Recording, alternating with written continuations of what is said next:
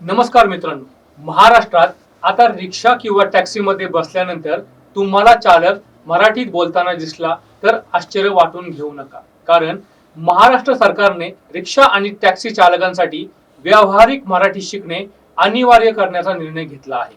आणि यासाठी 15 ऑगस्ट 2026 ही अंतिम मुदत देण्यात आली आहे. पण याचा अर्थ नेमका काय? प्रत्येक रिक्षा चालकाला मराठी वाचता लिहिता आणि अगदी शुद्ध मराठीत बोलता आलीच पाहिजे का? मराठीचं प्रमाणपत्र कुठून मिळणार? प्रशिक्षण किती दिवसांचं आहे? हे प्रशिक्षण मोफत आहे का? 15 ऑगस्ट नंतर काय होणार? आणि सगळ्यात महत्वाचा प्रश्न, हा निर्णय मराठी भाषेसाठी आहे की प्रवाशांच्या सोयीसाठी? आजच्या व्हिडिओमध्ये याच निर्णयाचा संपूर्ण विषय समजून घेऊया. सर्वप्रथम, हा निर्णय अचानक 15 ऑगस्टला लागू होणार आहे असं समजणं योग्य नाही. सरकारने रिक्षा आणि टॅक्सी चालकांना मराठी शिकण्यासाठी प्रशिक्षणाची व्यवस्था केली आहे आणि 1 जून ते 15 ऑगस्ट 2026 या कालावधीत संबंधित चालकांनी मराठी भाषा संवाद पाठ्यक्रम पूर्ण करण्याचं उद्दिष्ट ठेवण्यात आलं आहे. म्हणजे हा अभ्यासक्रम मराठी साहित्याचा किंवा मराठी व्याकरणाचा मोठा अभ्यासक्रम नाही. याचा मुख्य उद्देश आहे प्रवासी आणि चालक यांच्यात मूलभूत मराठी संवाद होणे. आता हा नियम कोणाला लागू आहे? मुख्यतः मराठी भाषेचं आवश्यक ज्ञान असलेल्या रिक्षा आणि टॅक्सी चालकांना हा प्रशिक्षण कार्यक्रम पूर्ण करण्यास सांगण्यात आलं आहे.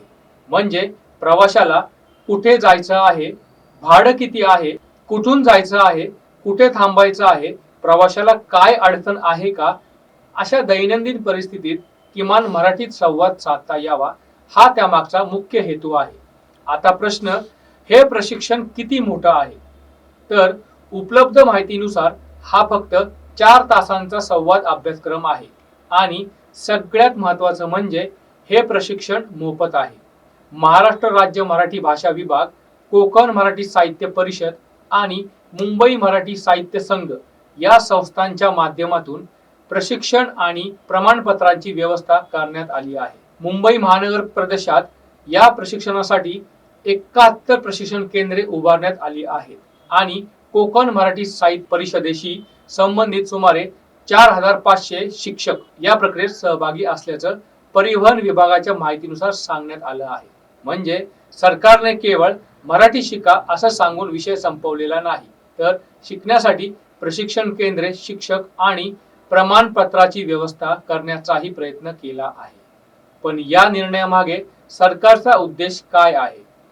परिवहन विभागाच्या म्हणण्यानुसार मुख्य उद्देश आहे प्रवासी आणि चालक यांच्यातील भाषेचा अडथळा कमी करणे आणि त्यामुळे प्रवाशांना चांगली सेवा मिळावी, चालकांनाही व्यावसायिक दृष्ट्या फायदा व्हावा, हा उद्देश सांगण्यात आला आहे. आता एक साधं उदाहरण घेऊया.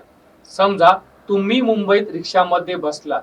तुम्हाला जायचं आहे दादर स्टेशन, पण चालकाला मराठी समजत नाही. तुम्ही हिंदीमध्ये बोलता, तो दुसऱ्या भाषेत उत्तर देतो. काही वेळा गैरसमज होऊ शकतो. रस्ता, भाडं, स्टॉप किंवा प्रवासाचा मार्ग याबाबत संभाषणात अडचण येऊ शकते.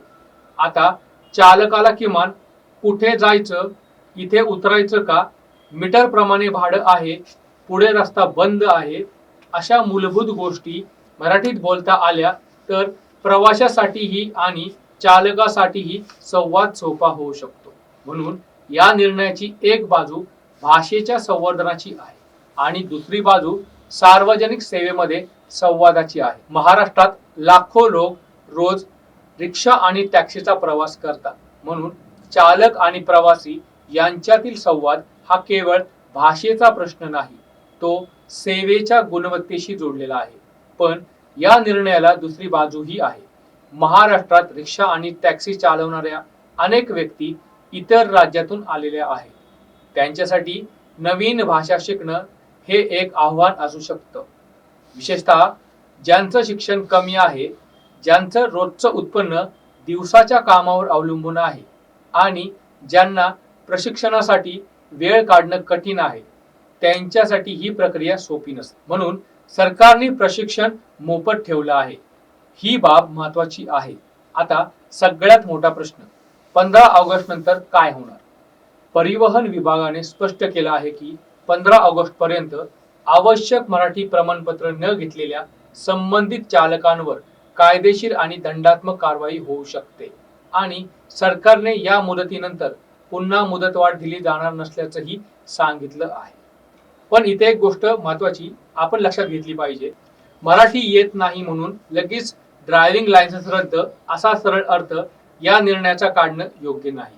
यापूर्वी परिवहन विभागाकडून स्पष्ट करण्यात आलं होतं की फक्त मराठी न येण्याच्या कारणावरून तात्काळ ड्रायव्हिंग लायसन्स रद्द करण्याचा उद्देश नाही.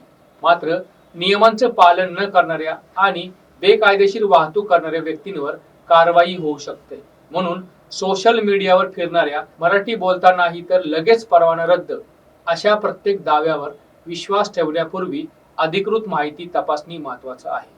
आता या निर्णयाचा फायदा कोणाला? पहिला फायदा प्रवाशांना, कारण प्रवाशाला आपल्या स्थानिक भाषेत मूलभूत संवाद साधता येणारा चालक मिळणं ही नक्कीच सकारात्मक गोष्ट आहे. दुसरा फायदा मराठी भाषेला. महाराष्ट्रात दररोज लाखो प्रवाशांशी संपर्कात येणाऱ्या एका मोठ्या व्यावसायिक वर्गाला मराठी शिकण्याची संधी मिळते. आणि तिसरा फायदा स्वतः चालकांनाही होऊ शकतो, कारण स्थानिक भाषा समजल्यामुळे प्रवाशांशी संवाद सुधारू शकतो, गैरसमज कमी होऊ शकतात आणि स्थानिक ग्राहकांशी संबंध चांगले होऊ शकतात. पण नुकसान कुठे होऊ शकतं? जर प्रशिक्षणाची प्रक्रिया अत्यंत कठीण केली तर गरीब किंवा कमी उत्पन्न असलेल्या पालकांवर अतिरिक्त दबाव येऊ शकतो. जर प्रमाणपत्रासाठी अनावश्यक कागदपत्र, लांब रांग किंवा अनावश्यक शुल्क आलं तर या निर्णयाचा उद्देश कमकुवत होईल. म्हणून नियम असावा, पण त्याची अंमलबजावणीही न्याय असावी. आणखी एक महत्वाचा मुद्दा, हा नियम फक्त मुंबई पुरता नाही. महाराष्ट्रातील सर्व 59 RTO मध्ये 1 मे ते 15 ऑगस्ट या कालावधीत विशेष तपासणी आणि जनजागृती मोहीम राबवण्यात आली आहे. म्हणजे हा विषय मुंबईच्या रिक्षांपुरता मर्यादित नाही, तो संपूर्ण महाराष्ट्राशी संबंधित आहे आणि याचा परिणाम आधीच दिसायला लागला आहे. अलीकडील अहवालानुसार महाराष्ट्रातील 1 लाखहून अधिक ऑटो रिक्षा आणि टॅक्सी चालकांनी 3 महिन्यात व्यावहारिक मराठीचं प्रशिक्षण पूर्ण केलं आहे. याचा अर्थ मोठ्या संख्येने चालक हा बदल स्वीकारत आहेत. मित्रांनो, आता या संपूर्ण विषयाकडे फक्त मराठी विरुद्ध इतर भाषा या दृष्टिकोनातून पाहणं कदाचित योग्य ठरणार नाही, कारण भाषा ही फक्त संवादाचं माध्यम नाही, ती स्थानिक समाजाशी जोडण्याचं माध्यम आहे. महाराष्ट्रात काम करणाऱ्या प्रत्येक व्यक्तीला मराठी शिकण्याची संधी देणं आणि मराठी शिकण्याची अपेक्षा ठेवणं यात स्वतःमध्ये काही चुकीचं नाही. पण त्याच वेळी इतर भाषिक व्यक्तींचा अपमान न होता त्यांना शिकण्यासाठी संधी, सुविधा आणि योग्य वेळ देणंही तितकंच महत्वाचं आहे.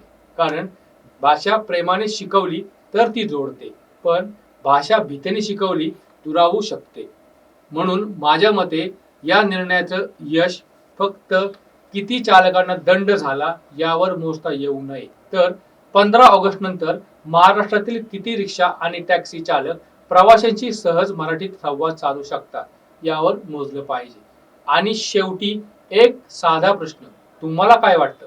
महाराष्ट्रात रिक्षा आणि टॅक्सी चालकांना किमान व्यावहारिक मराठी येणं अनिवार्य असावं का? माझ्या मते स्थानिक नागरिकांशी थेट सेवा देणाऱ्या व्यक्तीला स्थानिक भाषेचं मूलभूत ज्ञान असणं ही अपेक्षा रास्त आहे. पण त्याचबरोबर ही अंमलबजावणी सन्मानाने प्रशिक्षण देऊन आणि संधी देऊन व्हायला हवी. कारण आपल्याला मराठी बोलणारा चालक हवा, मराठीच्या नावाखाली घाबरलेला चालक नाही. आणि महाराष्ट्रात भाषेचा प्रश्न वादाचा विषय न राहता आपुलकीचा आणि संवादाचा विषय झाला तर त्याचा फायदा शेवटी सगळ्यांनाच होईल. तुम्हाला काय वाटते? 15 ऑगस्ट नंतरचा हा नियम योग्य आहे का? रिक्षा टॅक्सी चालकांना मराठी अनिवार्य असावी का, की फक्त प्रमाणपत्रापेक्षा प्रवाशांशी संवाद साधता येतो का हे पाहिलं पाहिजे? तुमचं मत कमेंटमध्ये नक्की सांगा. माहितीपूर्ण वाटला असेल तर लाईक करा, शेअर करा आणि अशाच अभ्यासपूर्ण मराठी विषयांवरील व्हिडिओसाठी आपल्या चॅनलला सबस्क्राईब करायला विसरू नका.